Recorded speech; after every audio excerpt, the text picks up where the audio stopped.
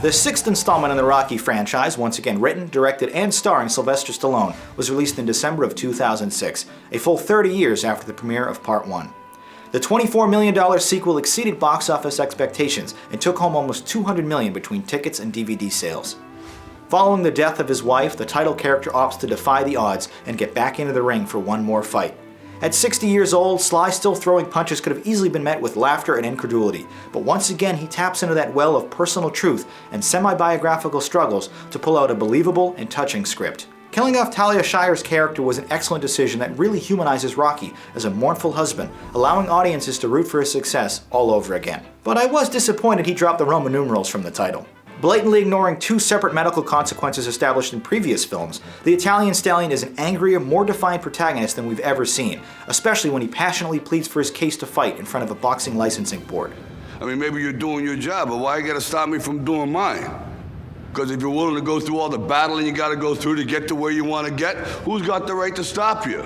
I mean, maybe some of you guys got something you never finished, something you really wanna do, something you never said to somebody, something.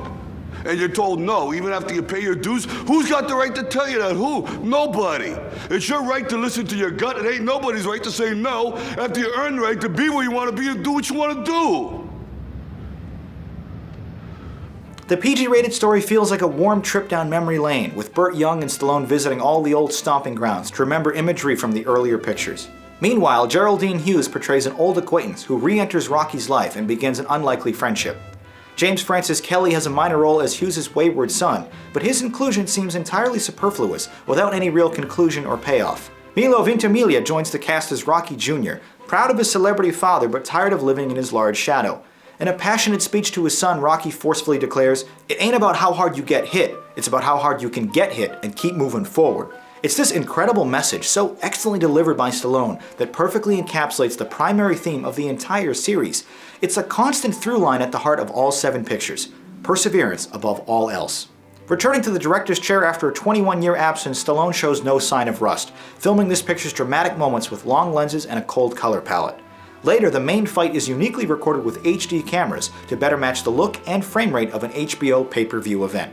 The inventive and fast-paced editing here, which intercuts Gatorade commercial-like visuals with slow motion and flashbacks, is particularly effective. To cut production costs, the film shot on location before a real boxing match. The crowd in attendance was an actual audience, who upon seeing Sylvester in his robe began to chant "Rocky, Rocky," completely unprompted by the film crew. This piece of movie trivia exemplifies the incredible legacy of this iconic hero. Composer Bill Conti only wrote one new piece of music for the film, but after doing such great work on 4 earlier pictures, who can blame him? Appearing as himself, boxing commentator Larry Merchant remarks that there's an old saying that every great champion has one great fight left in him. And this 102-minute movie is proof Stallone had one great story left to share.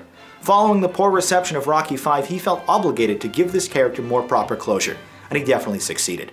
An excellent comeback story about determination and unfinished business, and necessary viewing for all fans of the series, Rocky Balboa is a sentimental conclusion to the best underdog in sports history.